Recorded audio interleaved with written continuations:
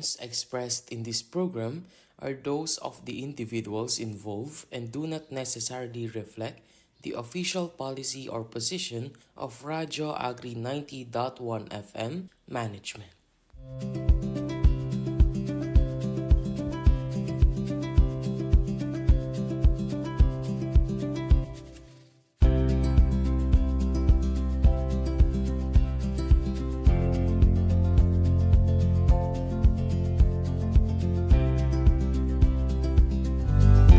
Isang magandang araw po sa lahat ng ating mga kapalay at mga karadyo agri. Muli pong nagbabalik ang ating Palay Bida program dito lamang po sa Radyo Agri 90.1 FM, Filmek Kasaganaan para sa bayan. At sa loob po ng halos isang oras ay magkakasama po tayo, ang inyong kapalay badet mula pa rin po dito sa Philippine Center for Post-Harvest Development and Mechanization of Filmek, at tatalakayin po natin ang iba't ibang impormasyon na may kinalaman sa pagpapalayan para po sa ating mga minamahal na mga magsasaka. Isa po munang pagbati sa lahat ng ating mga kapalay at mga karadyo agri na sumusubaybay po sa atin sa ating 90.1 FM channels ng inyong mga radyo, at syempre mainit na pagbati rin po sa lahat na nakatutok sa ating official Facebook page dito po sa Radyo Agri, gayon din po sa DA PhilRice at RCEF Extension Program. At sana po ay samahan niyo po kami hanggang sa pagtatapos po ng ating programa. Sa ating nakaraang episode po ay nakakwentuhan natin virtually si Kapalay Nadsmi Danila Jr. mula po sa PhilRice Central Office, at ibinahagi po niya sa atin bakit ba may mga pagulan pa rin sa kabila po ng El Nino na posibleng maranasan pa ng bansa, in particular po yung Super El Nino nga po na tinatawag. Natalakay din po niya kung paano ito nakakaapekto sa ating mga magsasaka at yung kahalagahan po ng pagiging mindful sa pagtutok sa ating weather at climate condition, lalo na po yung pagsubaybay sa weather forecast at advisory. Sa mga hindi po nakapakinig o nakapanood po ng naturang episode, maaari po ninyo itong balikan sa ating official YouTube channel na Radyo Agri 90.1 FM Filmek. At kung may mga questions po kayo tungkol sa naging topic po last time, maaari po kayong magpadala ng mensahe sa PhilRice Text Hotline na 0917-111-7423. At para po simulan na ang ating kwentuhan ngayong araw, ngayon nga pong July mga kapalay ay sineselebrate po or ginugunita rin po natin ang Nutrition Month. And for this year po, ang tema po natin ay nutrisyon at kalikasan, ating pangalagaan. Pag-uusapan naman po natin this week ang of course yung pagkain po na malapit sa ating puso, sa ating tiyan at sa hapag po nating mga Pilipino.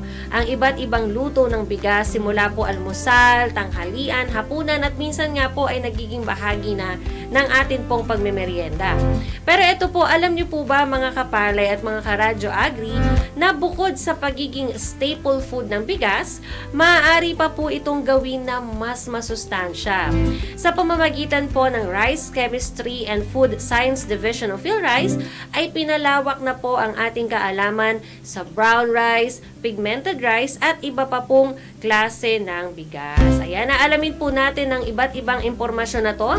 Kasama po ang ating kapalay at scientist one din po na si Kapalay Rosalie V. Manawi. Sige, magandang araw po Kapalay Rosalie, at welcome po sa ating programang Palay Bida sa Radyo Agri.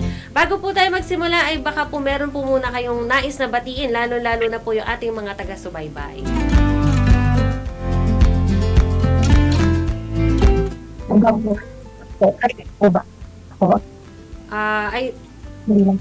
Po medyo hindi po namin marinig po sa part po namin ang inyo pong audio. So I think merong konting technical problem lang po sa part po ni Kapalay Rosalie. Ayan po, hello po.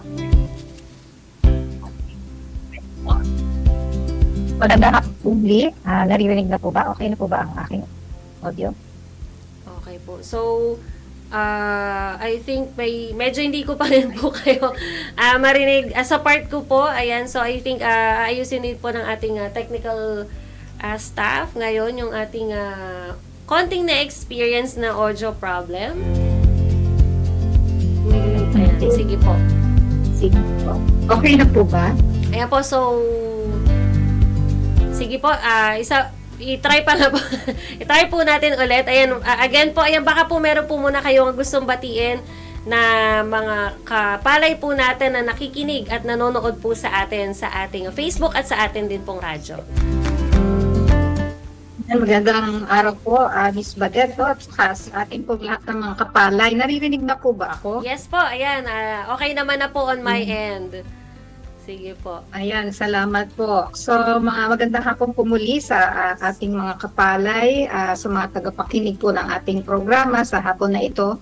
At syempre po, July ngayon, buwan po ng nutrition, so magandang buwan ng nutrition po sa lahat. Yes po. Ayan. Napakaganda po ng ating pag-uusapan ngayon dahil also sa mga previous episodes po ng ating programa ay naibahagi na po yung ilang mga information tungkol po sa healthier rice options ng ating mga kapalit, mga karadyo agri.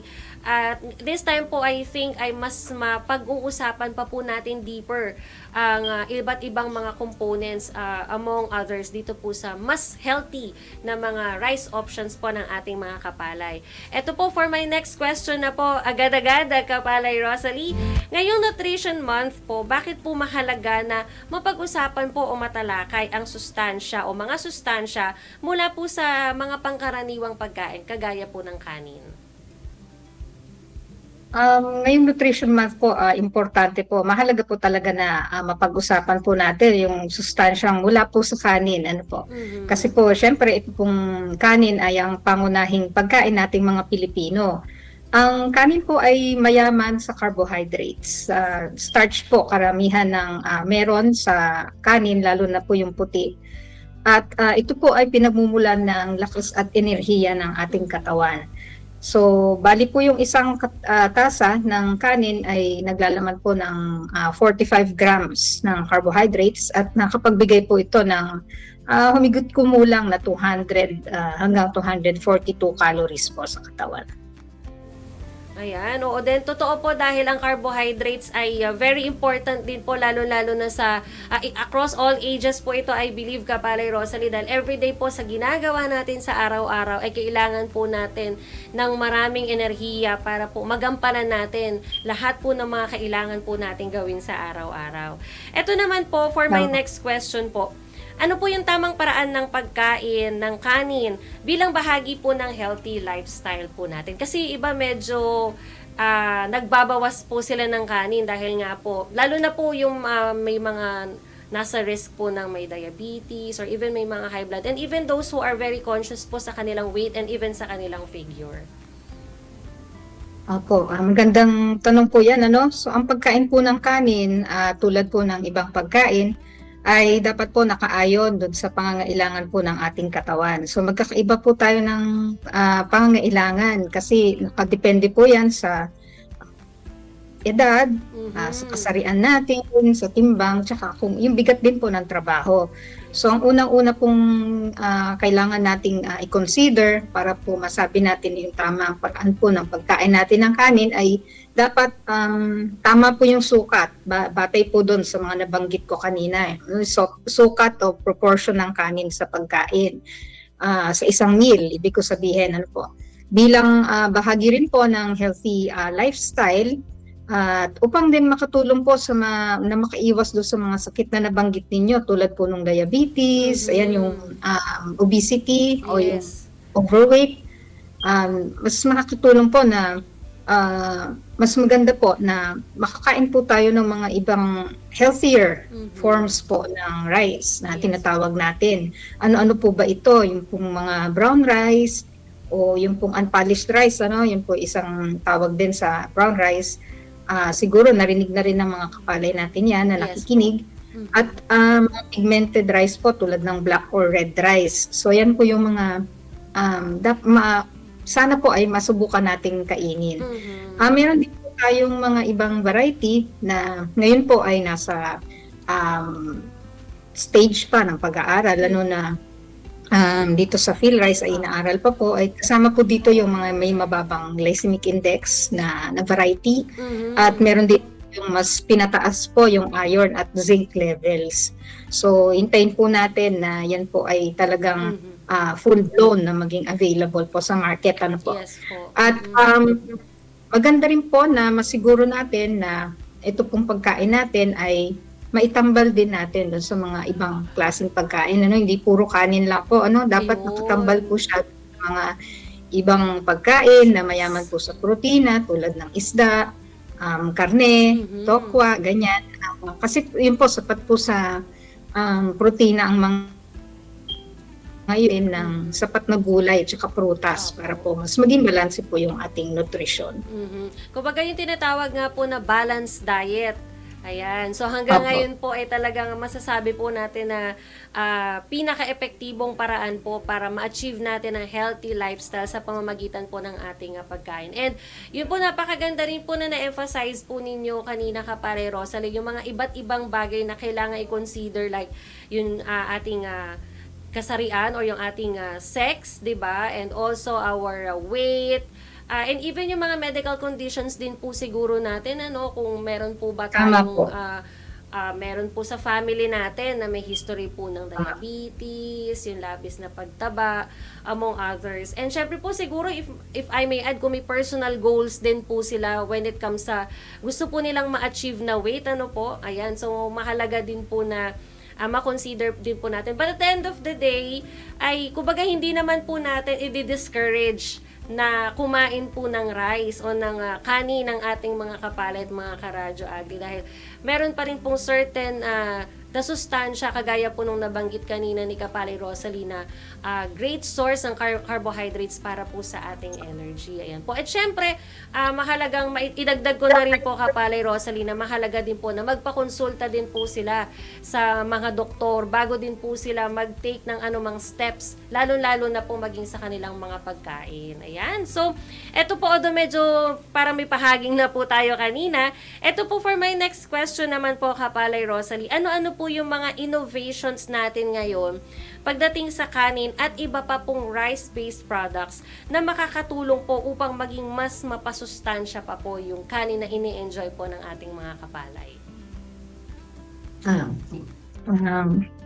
Ang PhilRice po ay patuloy po na naglulunsad ng mga inobasyon po tungkol po sa ating pangunahing pagkain para po mas maging masustansya pa siya. At ganoon din po yung mga produkto na gawa rin sa bigas o kanin.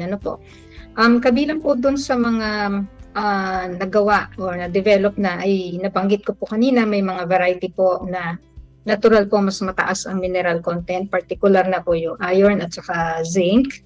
At meron din po ang variety na tinatawag na low GI rice.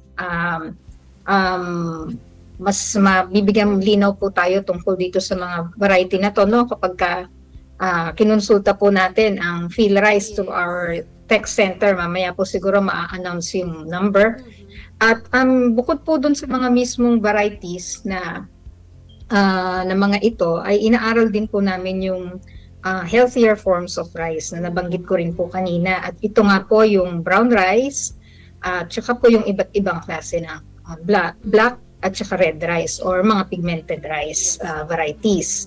So, ito po ay pagkain hinalo po natin to sa puting kanin or kahit sila po mismo ang kainin natin, ay madadagdagan po yung tinatawag nating antioxidants at nagpapaganda po ito ng resistensya at nagpapalakas sa resistensya at nakakatulong para po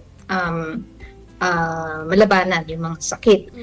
At pinag-aaralan din po ng PhilRice yung mga paraan o pagpoproseso po ng ating mga pagkain para mas mapataas po ang nutrisyon. Tulad po nung pagpapatubo o pag-germinate ng brown rice. So may brown rice po tayo, masustansya na yun. Pinatutubo pa para mas lalo pang maging masustansya. At yung paggamit din po ng byproducts tulad po ng rice bran or darak, na mas mataas po ang nutrient content kumpara dun sa puting bigas lang.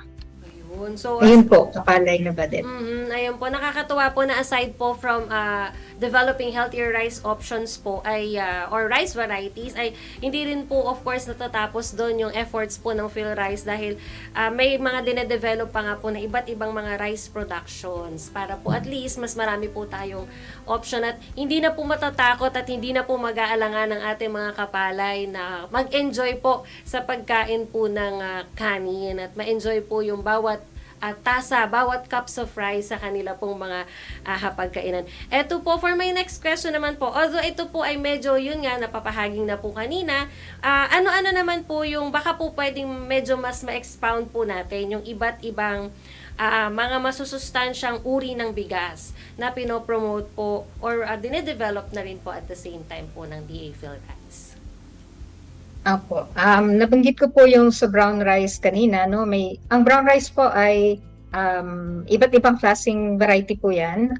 Kahit ano pong variety ay pwedeng gawing brown rice.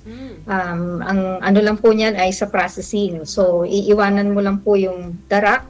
So sa halip na kiskisin siya para maging puting bigas ay hanggang doon lang siya, unpolished lang po siya kaya po tinatawag na brown rice, ano, dahil kulay brown yung pong nakadikit na darak. So yan po ang isa sa mga pinopromote ng PhilRice na healthier form of rice. At kahit ano pong variety, although meron po kaming mga nire-recommendang variety na angkop para gawing brown rice, tulad po ng NCRC 160, kasi po para sa mga Pilipino yung 160 yun po yung malambot, masarap kainin. So kahit po gawin natin siyang brown rice ay patok pa rin po sa ating panlasa, ano po. Meron din po mga pigmented rice. At pag sinabi nating pigmented rice, ito po yung mga may natural na kulay tulad ng red or black rice. Iba't ibang variety rin po ito. Meron po tayong mga traditional varieties tulad ng dinurado na red, black rice na uminyo, balatinaw, mga narinig nyo na rin po siguro itong mga variety na to. Pero meron din po yung mga modern varieties na pinopromote din po ng PhilRice tulad ng NCRC 640, 642, 646, ayan po. At yung po mga nabanggit ko rin kanina, no, meron pong high iron and zinc rice. So, yan po ay itinatanim pa lang, pinaparami pa lang po yung binhi. So, hindi pa po available.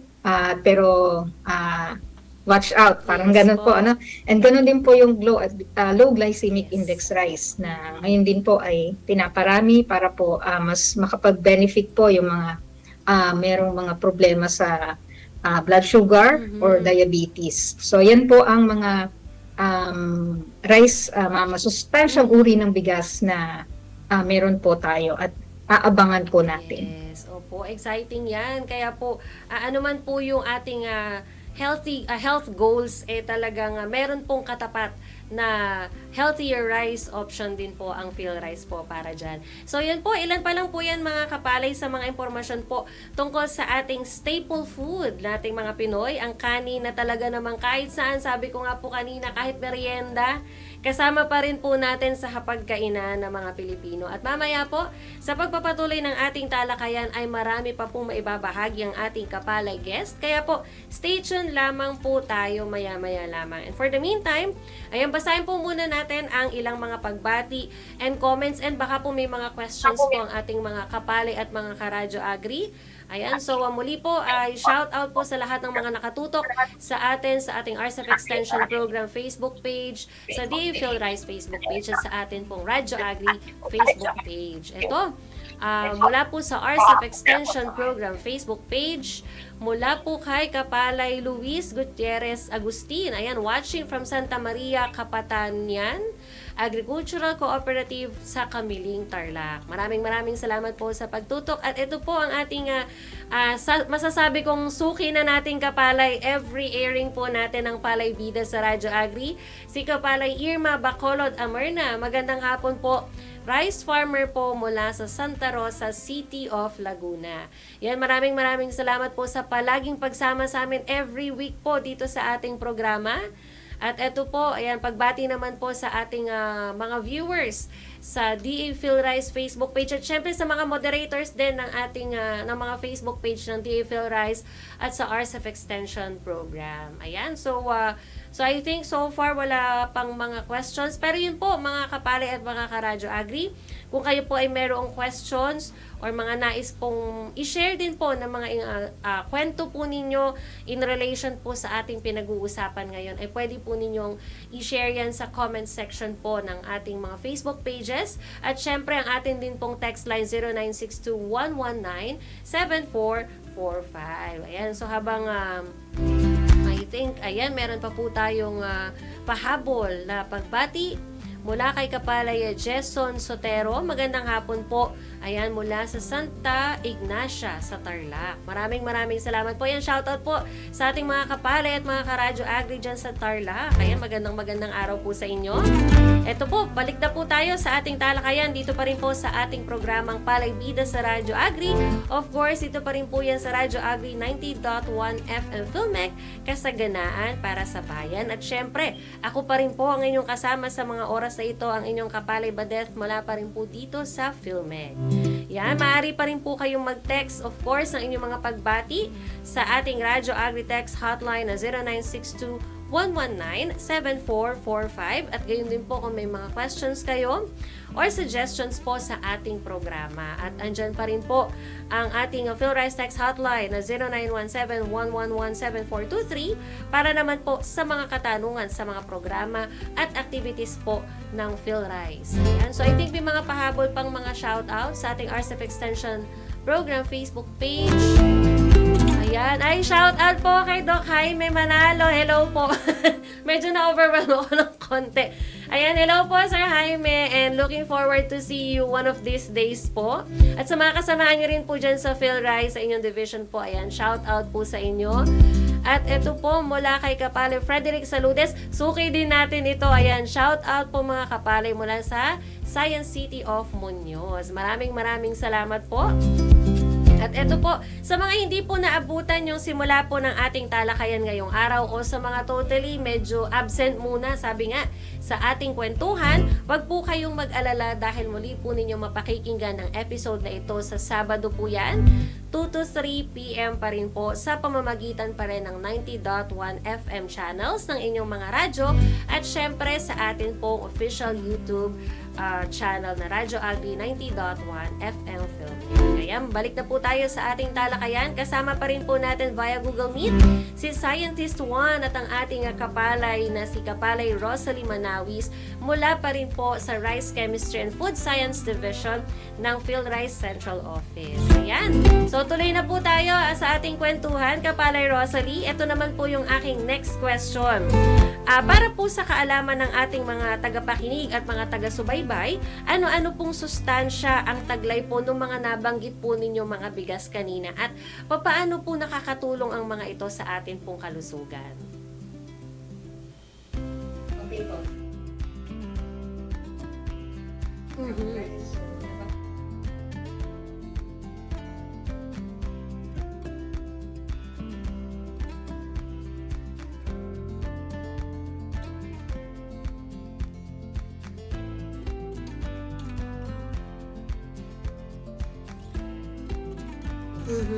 So, dahil nakadikit po ito dun sa grain natin, at hindi po natin ito nakis-kis, mas mataas po itong mga nutritional content na ito kaysa doon sa puting bigas.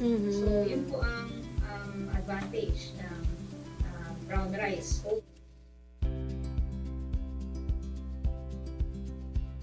Natanggal po yun, so nawawala din po yung itong mga components na ito.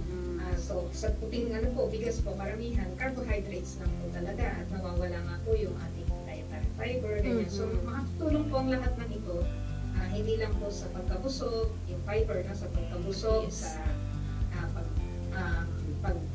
hindi pag-absorb ng cholesterol, at nakakabuti rin po dahil mataas ang vitamins and minerals niya sa kalusugan, overall health, at yung protein po ay maganda po yan para sa kalamnan.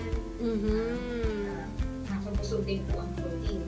So yan po ang mga maitutulot ng brown rice. Ngayon naman po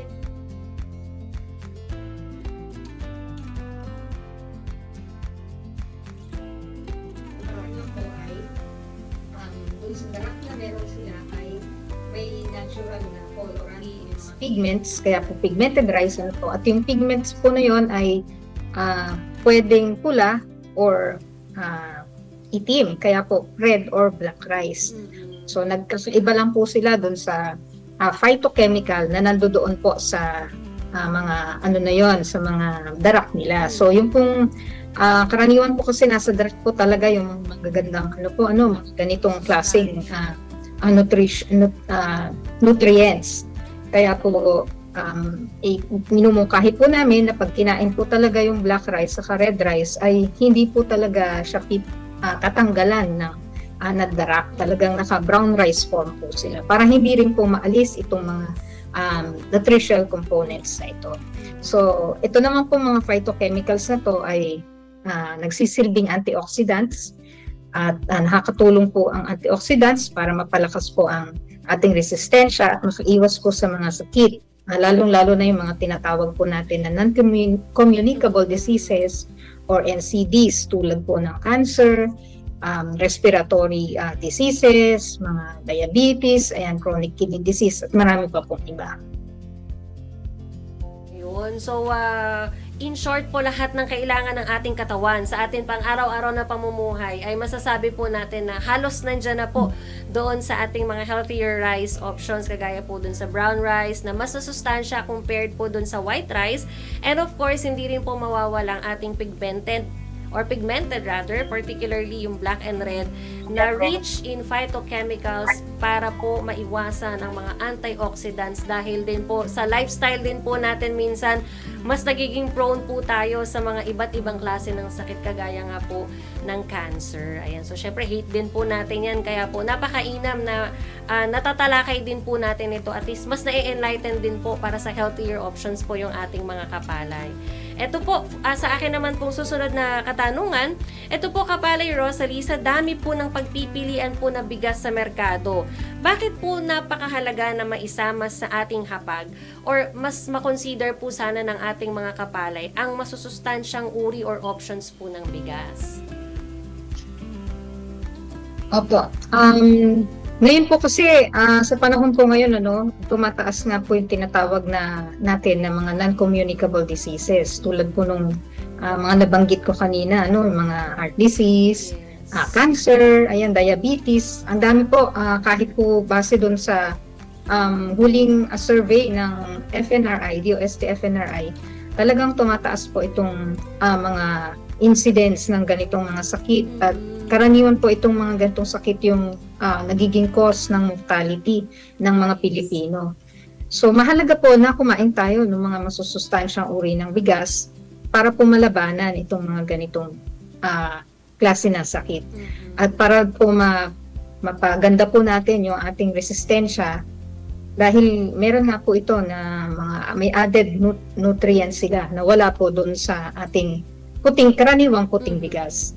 At kapag po ganito yung mga inahahain natin sa hapag, syempre buong pamilya po ay guguti po yung kalusugan, hindi lang tayo, pati po yung buong pamilya, at makakaiwas po tayong lahat sa NCDs. Yes, totoo din po yan. Dahil yung pong mga na-mention nyo pong mga karamdaman kanina, ilan lang po yan dun sa mga masasabing nasa top 10 na dahilan ng pagkamatay po ng mga Pilipino. And actually, hindi lang naman po ng mga Pilipino, kundi talagang iba't ibang mga tao din po saan mang parte ng mundo. Kaya po napakaganda na even po dun sa masasabi natin na most favorite food ng mga Pilipino ay yun nga po, kagaya nung nabanggit ko kanina, hindi na po tayo mag-aalangan, hindi na po natin i-deprive yung sarili natin na kumain at i-enjoy yung kanin, dahil nga po narito po yung iba't ibang mga healthier rice options po na dinevelop at patuloy pa pong dinedevelop ng PhilRice para po sa ating mga kapalay.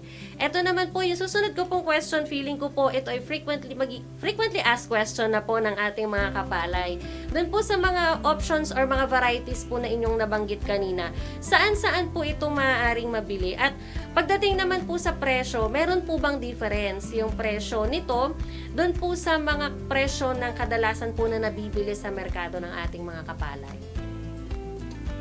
Kapalay Badet, pagka nagpunta po tayo sa mga palengke ngayon, tsaka sa mga supermarket, convenience store, may mga makikita na po tayo na mga brown rice, red rice o kaya black rice.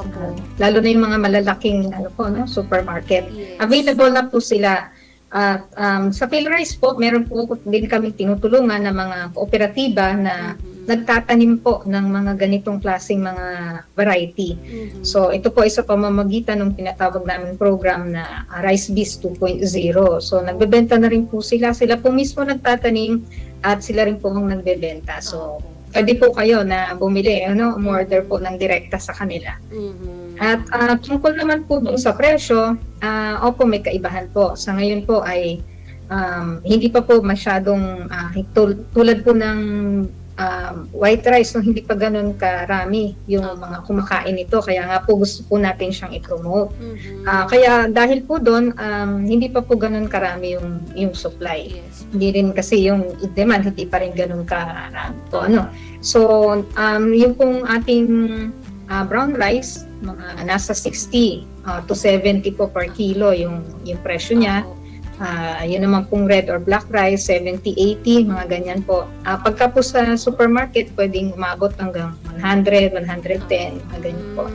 So kung direct po sa farmer, syempre mas mura kung bibili ninyo doon sa kanila. So yan po ang kasalukuyan na sitwasyon. So sana po pagka mas marami tayong nag-avail o kumain nito, tataas ang demand, mas marami po ang magtatanim, mas bababa po ang presyo. Tama, totoo po yan. Soon, ayan, dahil patuloy naman din pong pinopromote ng PhilRice at iba't ibang mga ahensya. And of course, na mga programa natin po dito, gaya dito po sa Radyo Agri, kung gaano po ka-importante na magkaroon po na makita din po, makonsider ng ating mga kapalay to consume other and healthier rice options po para po sa kanila at sa kanilang pamilya as well.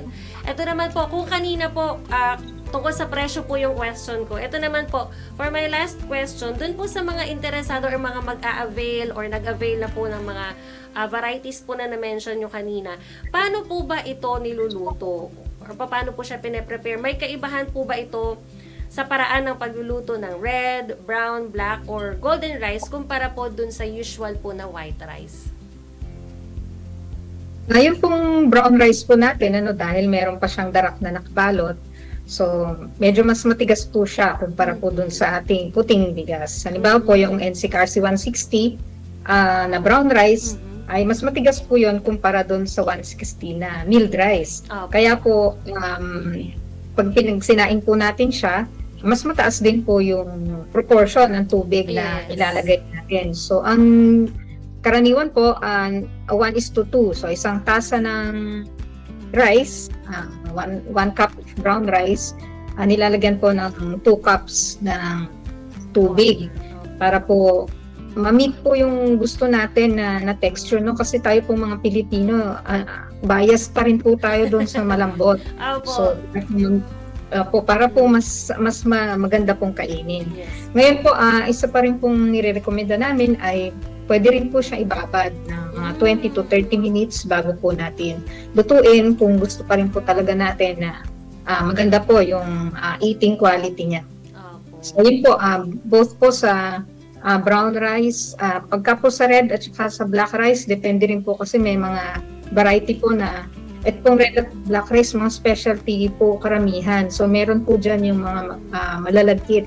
So kung hindi po malagkit at parang table rice lang o yung kinakain natin ng pangkaraniwan, kung gano'n lang po ang klase ng red rice or black rice natin, parang gano'n din po sa brown rice yung paraan ng pagluluto niya.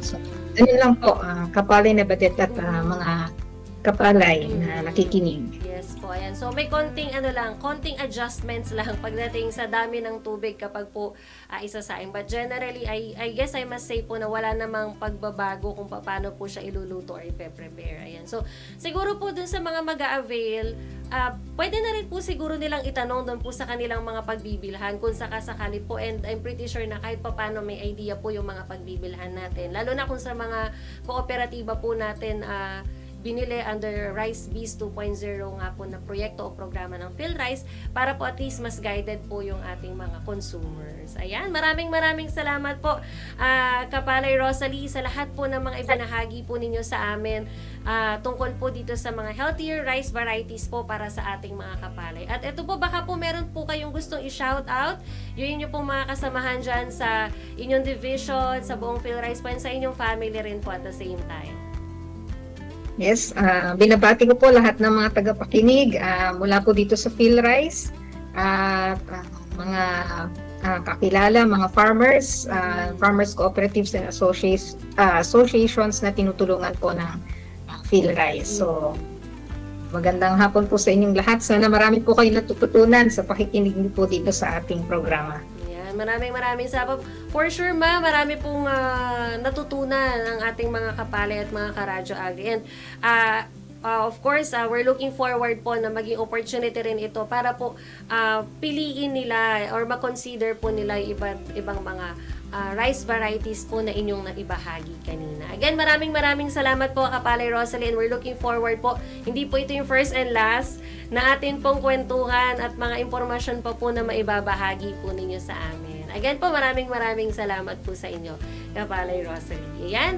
So, nakasama po natin at nakakwentuhan po virtually si Kapalay Rosalie Manawis, ang Scientist 1 po mula po sa PhilRice Central Office. At eto po, bago po tayo magtungo sa ating Palay Tanungan segment, ay eto po muna ang ilan pang anunsyo o ilan pa pong mga impormasyon mula po sa PhilRice pagdating po sa usapin tungkol sa choosing of healthier rice options.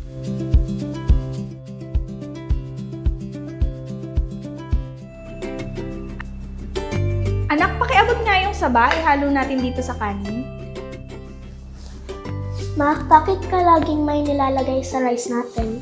Kasi bawat dagdag natin sa kanin tulad ng adlay, saba at kamote, may dagdag na sustansya.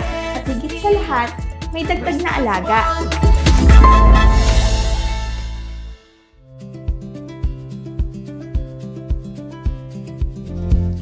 So yan po yung ilan lamang po, isa lamang po sa patuloy na kampanya po ng PhilRice when it comes to being a rice-responsible citizen. Ayan.